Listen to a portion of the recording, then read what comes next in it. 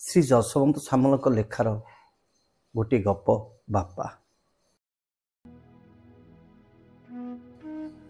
15,000 ଟଙ୍କା। ଅବନୀ ବାବୁ ଆଶ୍ଚର୍ଯ୍ୟ ହୋଇ ପୁଅକୁ ଚାହିଁଲେ। ମୋବାଇଲର ଦାମ ଶୁଣି ତାଙ୍କର ହିସାବ ଭୁଲ ହୋଇଗଲା। ସେ ଭାବିଥିଲେ 5-7 ହଜାର, ଅତି ବେଶୀରେ 8,000 ହେବ। ଏହାଠୁ ଅଧିକା ଟଙ୍କାଟିଏ ବି ଖର୍ଚ୍ଚ କରିବାକୁ ସେ କୁଣ୍ଠିତ।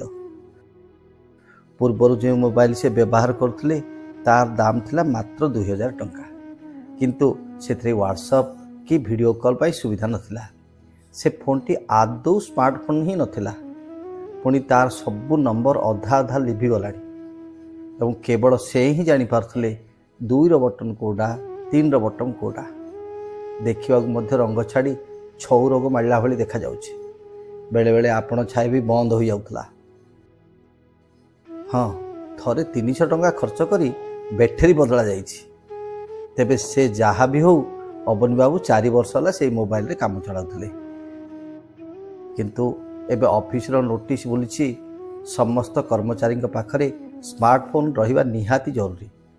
ଯେତେ ସବୁ ନିର୍ଦ୍ଦେଶ, ସଂକଳ୍ପପତ୍ର, ଟୀକା, ଟିପ୍ପଣୀ ଆଉ କାଗଜରେ ବଣ୍ଟାଯିବ ନାହିଁ। ଅଫିସ ହେବ ପେପରଲେସ୍, ଇ ଅଫିସ ହେବ। ମିଟିଂ ହେବ ତ ଭିଡ଼ିଓ କନଫରେନ୍ସରେ ଆଉ ଗୁଗୁଲ ମିଟ୍ରେ। ଏମିତି ଅନେକ କାମ। ଏଣୁ ଅବନୀ ବାବୁ ସ୍ମାର୍ଟ ହେବା ପାଇଁ ଏକ ରକମ ବାଧ୍ୟ। ଅଥଚ 15,000 ଟଙ୍କା। ବୁନୁ, ଏ ବୁନୁ, ଟିକେ କଅଁଳେଇ ପୁଅକୁ ଡାକିଲେ। ଗତକାଲି ତା ସହ ଗୋଟେ ପ୍ରାଥମିକ ଆଲୋଚନା ସରିଛି। ଆଜି ଯେମିତି ହେଲେ ଫୋନ୍ଟି କିଣା ହେବ। କିନ୍ତୁ ପୁଅ କହୁଛି, ସ୍ମାର୍ଟଫୋନ୍ ଯଦି 20,000 ତଳକୁ ଖୋଜିବ, ଭଲ କମ୍ପାନୀର ଫୋନ୍ ମିଳିବ ନାହିଁ ବାବା। ଆଉ ଯେଉଁଗୁଡ଼ିକ ମିଳିବ 6 ମାସ ପରେ ସେଗୁଡ଼ିକ ଖରାପ ହେବାଟା ଥୟ। ତେଣୁ ସେ ଶୁଣେଇ ଦେଇଛି କେମିତି ଗୋଟେ କମ୍ପ୍ରମାଇଜ୍ କଲା ଭଳି ରେଟ୍। 15,000, ହଁ, ତାଠୁ କମ୍ ନହେଲେ କି ନ କିଣିବା ଭଲ। ପୁଅ ଆଜିକାଲିକା ପିଲା। ଇଞ୍ଜିନିୟରିଂ ପଢ଼ି ବର୍ଷେ ହେଲା ଇଣ୍ଟେକ୍ କମ୍ପାନୀରେ କମ୍ପ୍ୟୁଟର ଇଞ୍ଜିନିୟର। ଏବେ ସେ ଘରୁ କାମ କରୁଛି। ତାର ସବୁ କାମ ଲାପଟପ୍ରେ। ବାପାରେ, ଅବନୀ ବାବୁ ତାକୁ ତାଙ୍କର ATM ଦେଇ କହିଲେ, ଏଇ ନେ, ଯାହା ବି ହେଉ ଆଜି ଗୋଟିଏ ଫୋନ୍ ନେଇଆ। ହଁ, ମନେ ରଖିଥା, ଦାମ ଟିକେ କମ୍ କରି ଦେଖିବୁ ଯଦି 10,000 ଭିତରେ। ଗୋଟିଏ କୁଣ୍ଠିତ ହସ ଅବନୀ ବାବୁଙ୍କ ମୁହଁରେ ଖେଳିଗଲା ଏବଂ ସେ ଯଥା ସମୟରେ ଅଫିସ ବାହାରି ପଡ଼ିଲେ। ସନ୍ଧ୍ୟାବେଳକୁ ଅଫିସରୁ ଫେରି ଦେଖିଲେ ବୁନୁ ସୁନା ପିଲା ପରି ବାପାଙ୍କ ନିର୍ଦ୍ଦେଶକୁ ପାଳନ କରିଛି। ଫୋନ୍ଟି କିଣି ଆଣିଛି ଏବଂ ତାକୁ ଆକ୍ଟିଭ୍ କରିବା ପାଇଁ ଲାଗି ପଡ଼ିଛି। ଗାଢ଼ ନୀଳ ରଙ୍ଗର ମୋବାଇଲଟି ଚକଚକ୍ କରୁଛି। ମୁହଁ ଦିଶିଯାଉଛି ସେଥିରେ ଦର୍ପଣ ଭଳି। ବୁନୁ ଅତି ଯତ୍ନରେ ଧୀରେ ଧୀରେ ତାକୁ ପୋଛି ଦେଉଛି। ତାପରେ ଧୂଳି ଟିକେ ପଡ଼ିଲେ ଫୁଙ୍କି ସଫା କରୁଛି।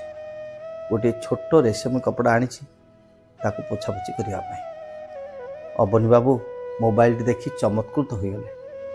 ନିଶ୍ଚୟ, କିନ୍ତୁ କ'ଣ ଭାବି ଗମ୍ଭୀର ହୋଇଗଲେ ଏବଂ ବିଲ୍ ଆଡ଼କୁ ହାତ ବଢ଼େଇ ଦେଲେ।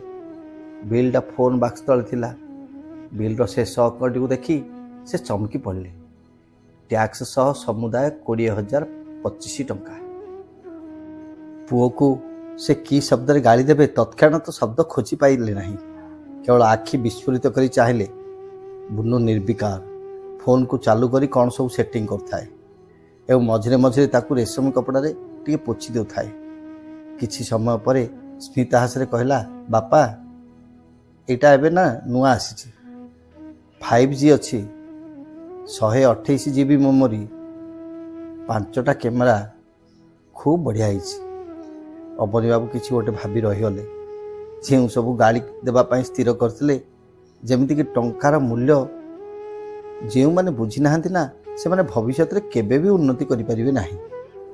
କିନ୍ତୁ ଏସବୁ କଥା ସେ ପଦୁଟିଏ ବି କହିଲେ ନାହିଁ।